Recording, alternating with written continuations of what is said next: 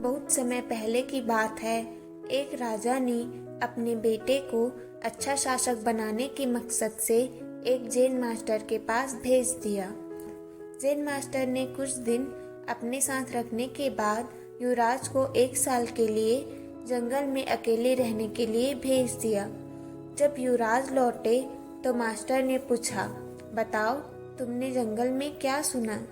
मैंने कोयल की कूक सुनी, नदियों की कलकल सुनी, पत्तियों की सरसराहट सुनी, मधुमक्खियों का गुंजन सुना, मैंने चिंगूरों का शोर सुना, हवा की धुन सुनी।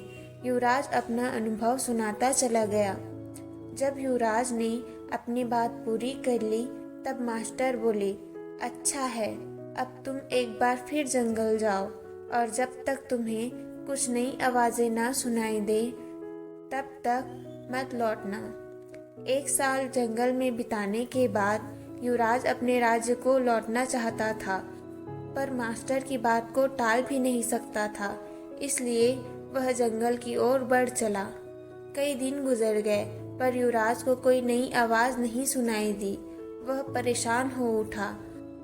उसने निश्चय किया कि अब वह हर आवाज को बड़े ध्यान से सुनेगा। फिर एक सुबह उसे कुछ अनजानी सी आवाजें हल्की हल्की सुनाई देने लगी। इस घटना के कुछ दिनों बाद वह जैन मास्टर के पास वापस लौटा और बोला, पहले तो मुझे वही ध्वनियाँ सुनाई दी जो पहले देती थी, लेकिन एक दिन जब मैंने बहुत ध्यान से सुनना शुरू किया तो मुझे वो सुनाई देने लगा जो पहले कभी नहीं सुनाई दिया था। मुझे कलियों के खिलने की आवाज़ सुनाई देने लगी। मुझे धरती पर पड़ती सूर्य की किरणों, तितलियों के गीत और घास द्वारा सुबह की ओस पीने की ध्वनियाँ सुनाई देने लगी।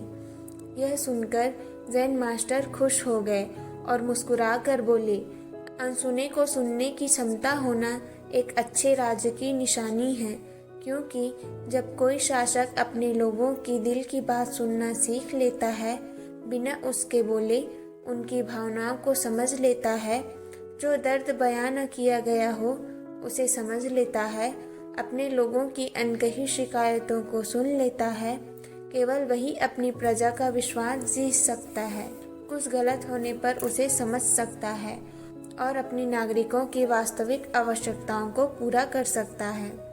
दोस्तों, अगर हमें भी अपने फील्ड का लीडर बनना है तो हमें भी वो सुनना चाहिए जो नहीं कहा गया है, यानी हमें उस युवराज की तरह बिल्कुल एकाग्र होकर अपना काम करना चाहिए और अपने साथ काम करने वालों की ज़रूरतों और भावनाओं का ख्याल रखना चाहिए। तभी हम खुद को एक सही लीडर की तरह स्थापित कर सकेंगे।